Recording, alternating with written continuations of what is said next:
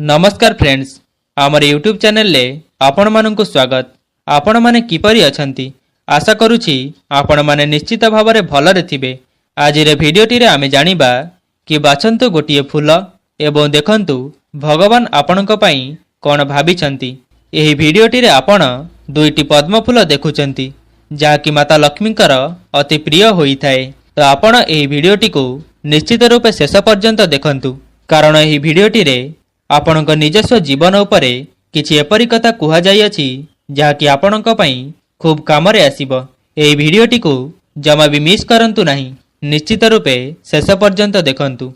आपणक आगरे दुईटी पद्म फूल रही अछि, ता सहित दुईटी संख्या मध्य दिया जाइछि। जदि आपणकु कोनोसी गोटिए पसंद आसीबो सेही फूलटी को बाछंतु किंबा कोनोसी गोटिए संख्या को बाछंतु। सेही आधार रे जानंतु आपणक वर्तमानर समय आगरू कौन चलीथिला एवं आगकू किपरि समय रहिबार अछि, कौन सबु कले आपणक जीवन रे सुख शांति समृद्धि आसीजिब एवं भगवान आपणक पई कौन आगकू रखिचंती, सबु किछि जानिबा आजिर एही वीडियो माध्यम रे। एही वीडियोटी को शेष पर्यंत निश्चिंत देखंतु। तो सर्वप्रथमे आपणक पई 5 सेकेंड रा समय रहिछि। बाछंतु गोटिए फूल एवं देखंतु भगवान आपणक पई कौन भाबिछंती। तो मु आशा करुछि कि आपण माने कोनोसी गोटिए फूलटी को बाछि सारिछंती। तो प्रथमे आसंतु विचार करिबा धला रंगर फूल विषय रे। जदि आपण धला रंगर फूलटी को बाछिछंती किंबा 1 नंबर संख्याटी को बाछिछंती, तेबे देखंतु वर्तमान आपण अकर्मी परी समय अतिबाहित करुथिले। जेउ माने गुप्त शत्रु थिले से माने हारि जिबार अवस्था आपण देखि सारिलेनी। आपणक सह जोगाजोग करिबाको से माने रास्ता परिष्कार करुछंती। अवश्य सेमानंक सह आपण अति सहजरे हाथ मिसाई पारंती, किंतु सावधान रुहंतु, सदा सर्वदा सतर्क रुहंतु। आपणकर चिंता भास्यमान बिजुली परी हठात देखा जाई पुणी शून्य रे मिले जिबा परी रहुअछि। देखंतु आपणकर एक अशुभ पापजोग अथवा दशा भोग हेउअछि। पंडितक सह परामर्श करी सेही अशुभ दशार संधान नेले तार निराकरण करि पारिबे। पारिवारिक शांति मिलिजिब, मानसिक चिंता दूर हेब, पुत्र चिंतारू व्यतीत हेबे नाही एवं स्त्रीक निमंते भोग हेबाकु थिबा खराब समय मध्य दूर होइजिब। सुनंतु वर्तमान आपणक गंतव्य पथ विपदवान होइछि। शत चेष्टा कले मध्य सुफल पाई पारु नाहंती। बहुत घटनारे उद्वेग प्रकाश पाउअछि।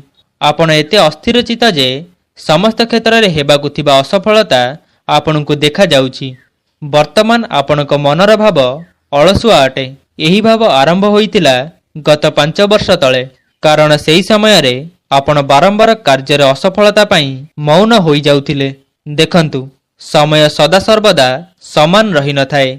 आपण आउ चिंता करंतु नाही। खूब कम समय मध्य रे ही आपणकर समस्त चिंता दूर हेबार समय आसी जाउछि। किंतु से जहा भी हेउ आपण आउ आगकू अशुभ फल भोग करिबे नाही। तो एबे आसंतु द्वितीय फूल विषय रे चर्चा करिबा कि जदि आपण नाली रंगर फूलटी को बाछिछंती, तो देखंतु वर्तमान आपणक कार्य रे सुफल हेबार संभावना पुणी तार फल विपरीत होइजिब। एपरि दुखरे पड़ी मुंड खराब हेब। वर्तमान आपणकर सम्मान बंचेई पारु नाहंती। आपण जेते सतर्क हेले मध्य लोके आपणको असुविधारे पकेई देउछंती।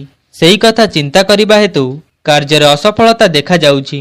आपण घोर चिंतारे मध्य पडुछंती, कारण कौन हेबो बोली भाबी आपण सदा सर्वदा चिंतित रहुछंती। पुणी आपणकर जो दुख को सेही दुख रहुछि। वर्तमान आपणकर भाग्यदशा निडांबर मध्यम। ग्रह माने आपणक विपक्ष रे जाई बहु समस्या सृष्टि करुछंती। वर्तमान आपण शत्रु मानक ठारू पराजित हेउछंती। आपणकु लोक माने सहयोग करू नाहंती। शरीर रोग जंत्रणा रे कष्ट पाउछि। एपटे अर्थ मध्य विपरीत दिगरे खर्च हेउछि। आखि आगरे बहु लाभ देखा जाउथिले मध्य तार लाभ किछि उठाई पारु नाहंती। व्ययर फल बढ़ी जाउछि, खर्च अधिक होई जाउछि। आपण कोनोसी संचय करि पारु नाहंती। अभाव परिशांत मन धर्म जिज्ञासा करे। सेथिपाई आपण धर्म कर्म रे खूब मन लगेई देउथिले, किंतु शुभाशुभ गठन करि पारिले नाही, कारण आपणकर ग्रह दशा नित्यांत अशुभ ही चलीथिला सेथिपाई एपरि किछि आपणकु भोगिबाकु पड़िछि। बहु द्रव्यहानि मध्य घटाइछन्ति। पारिवारिक अशांति देखागला। काम होई मध्य पुनश्च भांगिला। सबुबले मनरे शैतान प्रवेश कला। जहा भी हेउ आगकु आपणक पई मंगलमय समय आसुअछि। भगवान आपणक लागि मंगल समय प्रदान करुछन्ति। वर्तमान उद्योग फल बहुत शुभ हेब। समस्त क्रमरे जश प्राप्ति करिवे। एणिकी आउ धनर अभाव रहिब नाही। पूर्वावस्था आपण फेरी पाइबे। एथर शरीर आरोग्य लाभ करिब। एबे आपण जहा चिंता करुछन्ति आपण ताहा ही करि परिबे। वर्तमान आपण सर्व कार्य सिद्धि लाभ करिवे। जेउ कार्य पई आपण तत्पर थिले ताहा आपणकु बहु कम समय रे प्राप्त हेब। भगवान जाहाकु सहाय्य करन्ति तांक पई शत्रु बा कोन करि पारे। एथर शत्रु माने पराजित हेबे। एथर सेमाने आपणक शरणापन्न हेबे। एबे आपण समस्त कर्म को स्वाधीनता सह करि चलिबे। आपणक पई शत्रु बोली केही रहिबे नाही। वर्तमान आपण जेउ कथा पई आग्रही ताहा खूब शीघ्र पूर्ण हेबाकु जाउछि। तो आपण आगकु चिंता करंतु नाही। आपणक मानसिक अस्थिरता दूर हेब एवं सुकर्म लाभ करिवे।